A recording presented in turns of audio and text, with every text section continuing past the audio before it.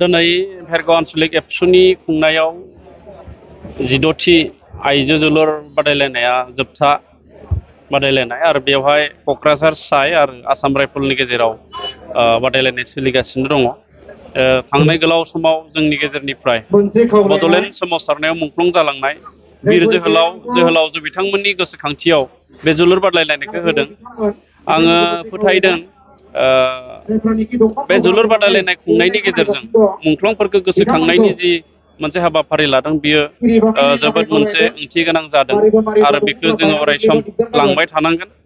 दा जोंनि बड'लेण्ड ओनसोलाव जों गेलेमुनि बिथिंखौ जोङो जौगाहोनो थाखाय माखासे हाबाफारि लादों।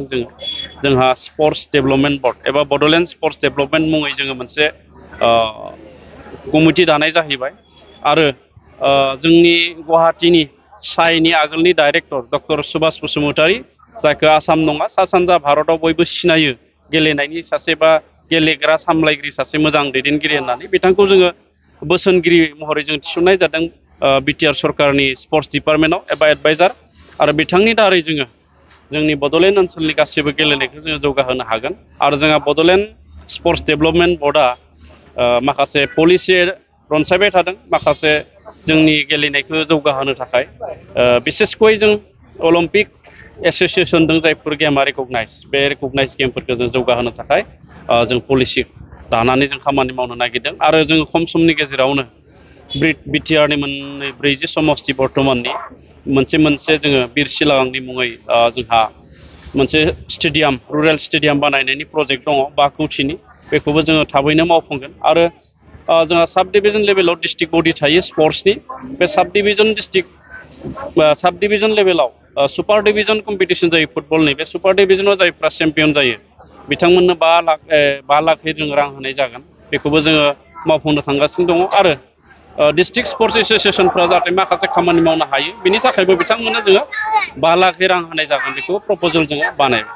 दा बेबायदिनो जोङो जोंनि बड'लेण्ड ओनसोलनि गेलेनायखौ जोङो जौगाहोनो थाखाय माखासे हाबाफारि रनसायनाय जादों। भेरगाव दख'रा दुलाराय बर' फरायसा आफाद आरो बानजाय आफादजों खुंगा 16थि मुंख्लंफोरनि मुङाव आइजोफोरनि जोलुर गेलेनाय जि हाबाफारि बा जि बादायलायनाय बे दिनै जोबथा। आरो बेनि दारै जोङो बेखौनो बुंनो सानगोन जे जोलुर बादायलायनानै जे आइजोफोराबो गावनि आथिङाव गसंथानो हायो, गावखौ सासे नोगोरारि खालामनो हायो। बेनि थाखाय दिनै जोलुर गेलेनायजोंबो बा जायखिजाया गेलेनाय इभेन्टजोंनो जोङो दिनै मुलुगाव गावखौ साफा सिनायथि होनाय बेबायदि उदाहरन गोबां दं।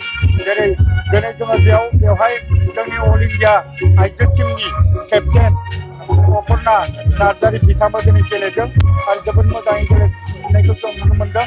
जों आसा खालामदों हयथ' दिनैनि नैबे थासारियाव आइजोआनो जा बा जोहोलावफ्रानो जा, जों जाहाथे जोंनि गेलेनायखौ जोंनि जि गेलेनाय बेयाव जों जाहाथे बयबो बाहागो लायो।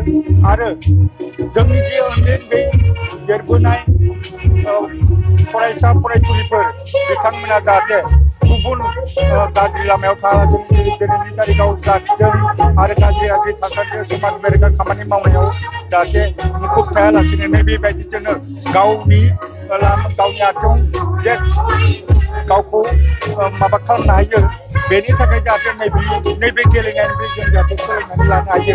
बेनि थाखायनो आङो जोंनि देरफुनाय उन्दै जोहोलावजोफोरखौ बिथांमोननिफ्राय जाहाथे सोलोंनानै लानो हायो बेखौनो आं खावलायगोन। आङो मोनसे खावलायगोन, गोबां उदाहरन दं, प्रमिला दैमारिया दं, बिदिनो बर'नि गोबां गेलेगिरिफोर दं। हयथ' सरकारनिफ्राय दिनैसिमबो बारा नोजोर होआखै। आङो लुबैगोन आसाम सरकारानो जा बिटिआर सरकारानो जा जाहाथे बेफोरनि सायाव जों जाहाथे एसे नोजोर बोयो, बिथांमोननि थांना थानायनि जि थासारियाव जाहाथे एसे हेल्प होयो, बेखौ आं आसाम सरकारनिफ्राय बिटिआर सरकारखौ खावलायो। बेनिखायनो दुलाराय बर' फरायसा आफादा आन्डार 13 13 बोसोर बैसोनि हौवासाफोरनि जोलुर गेलेनायनि गुबै थांखियानो बेनो जे जाहाथे जोंनि उन्दै फरायसा फरायसुलिफोरा जाहाथे समाज बेरेखा खामानि मावा, ड्राग्स जौ जुवाजों थाया। बेनो मोनसे जोंनि दुलाराय बर' फरायसा आफादनि मावथांखि बे दुलाराय बर' फरायसाफोरा फैगौ 2 अक्ट'बरनिफ्राय 4 जुनाव आन्डार 13 जोलुर बादायलायनायखौ जों खालामगोन बिनिनो गिबि खेबाव जोङो बेखेवनाय हिसाबै सनितपुरनि बाटाजिपुरनि मिलनारि गोजौ फरायसालियाव जों उदालगुरि आरो सनितपुर टिमजों जोङो बेखेवजेनगोन आरो बेनिफ्राय नेक्स्टआव जों गलाघाटआव थांगोन गलाघाटनिफ्राय 4 जन सनितपुर गलाघाट कामरुप आरो बेनिफ्राय बाक्सा बे 4 जनाव हयथ' नैबे फैबाय थानाय 2 अक्ट'बरनिफ्राय जोङो दुलाराय बर' फरायसाफोर बेखौ थांखि लादों बेनि गुबै थांखियानो जाहैबाय मा जोंनि देरबोनाय फरायफुनाय जोंनि फरायसाफ्रा जाहाथे गुबुन हारि बेरेखा समाज बेरेखा खामानियाव ड्राग्स आरो जौ जुवाजों जाहाथे थाङा आं बेखौ मोनसे खावलायगोन नैबे फुजानि बोथोर फैदों बे फुजानि बोथोराव जाहाथे जोंनि फरायसायानो जा जोंनि जोहोलावजोफोरानो जा आइजोआनो जा हौवासाफोरानो जा जाहाथे जोंनि जौ जुवा फेग्रा मुवा ड्राग्सनिफ्राय जाहाथे गोजानाव थायो गावसोरबो गोजानाव थायो रायजो राजाखौबो जाहाथे बेनिफ्राय जों गोजानाव थाहोनो हायो बेखौ बाहागो लानो थाखाय आं खावलायगोन